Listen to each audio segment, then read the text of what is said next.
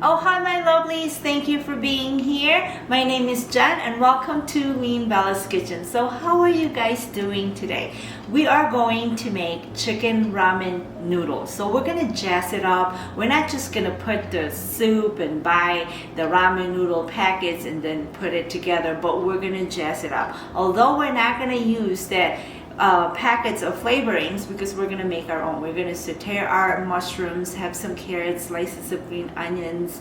Although it's a store-bought chicken stock, because if you're gonna make your own, it's gonna take hours. So we're gonna use the store-bought chicken stock, and it's still gonna be good. It's just we want it a little bit really easier for us, right? At the end of the day, you just want to come home and have a nice bowl of chicken ramen. So let's go ahead and start. Start by heating the pan with oil, add the mushrooms, saute them until brown and tender. Once they're done, remove them from the pan and set them aside. Now let's get our chicken stock going. Add the chicken stock to the pot, add the ginger, garlic, onion, stir for a little bit, add the cooked chicken to the pot. Continue stirring. Now we're going to add our flavorings: soy sauce, oyster sauce, rice vinegar, and a little bit of brown sugar.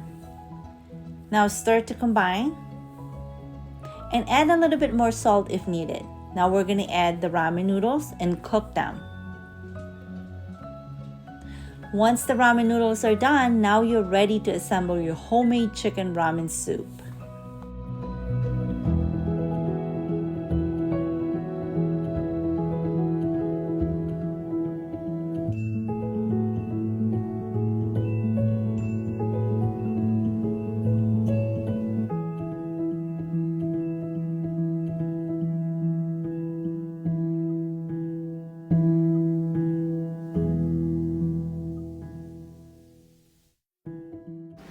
All right, it's time to taste our chicken ramen noodle.